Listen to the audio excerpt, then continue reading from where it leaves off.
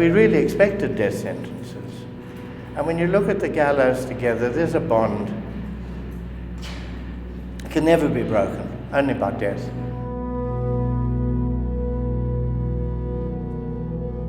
Well, first I have to tell you, he said it not as a challenge, but there was a hoarseness in his voice. It wasn't shouted, it was a very determined statement.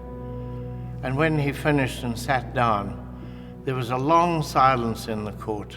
In the audience, there was a kind of collective sigh because of the clear challenge to the judge, hang me if you dare. And I think in the end, it changed history. If he was charged, would I defend him or handle the trial? And I said, yes, Hilda, I will do that, but I want to warn you that according to the media and the police, there is an incredibly strong case against all the accused and that they are likely to be hanged. And I added, I think that it won't be helped by the fact that public opinion is against the accused. And she turned to me and said, Mr. Joffe, you and I talk different languages. Public opinion of the whites may be against the accused, but public opinion of the majority of blacks and of non-whites is very strongly in favor of the accused. And that was a lesson for me.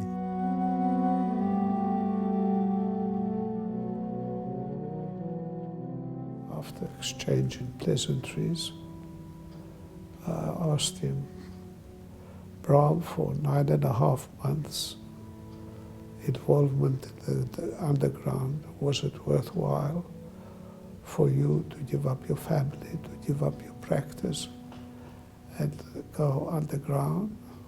And he became angry with me.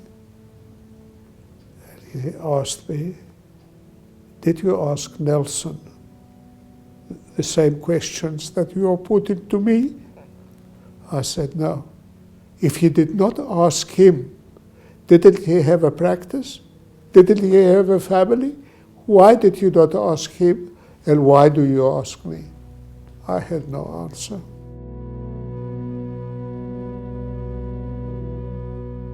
After they pushed me out of the window, the one on the right held my right ankle, and the one on my left held my left ankle. And I was dangling with these two chaps holding my ankles. After asking you whether you were going to talk or not, the one would let go of the one ankle. And, you know, I don't think anyone can actually imagine or describe the feeling that goes through your head and body.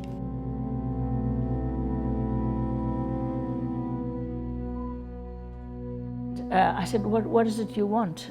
Why are you here? Because they might have been here about a defense for one of their husbands or so on. They said, no, our husbands were hanged this morning in Pretoria, and we wanted to know how we can get their bodies.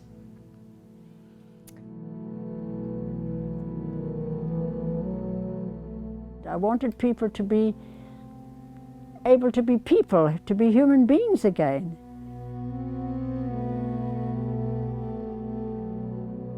We arrived at the prison and I said to then Colonel Oakamp, who was the head of prison security, you look so happy, you look like the cat that licked the cream. He turned on me with real anger and said, you should have been hanged. Yeah. And you will never get out of here, you'll never walk out of here on your own 2 feet. We'll carry you out feet first in a coffin. And well, I can tell you that as a brigadier general in the prison service, he passed away before we were released. I did walk out on my own 2 feet. No, but you are so provocative. How can you say that to him? It's provocation. Well, of course. What more can they do to me? I'm in prison for life. What can they do? You are a cheeky man, very cheeky bastard.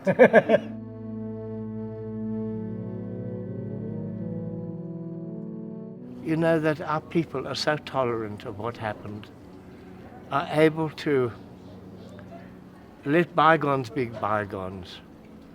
I think it's an astonishing act of generosity because the wounds are so deep in the perpetrators, in those who've suffered and their families.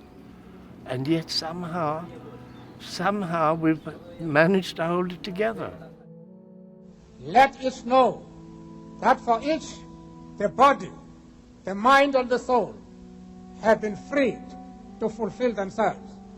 Never, never, and never again shall it be that this beautiful land will again experience the oppression of one by another. God bless Africa. I thank you.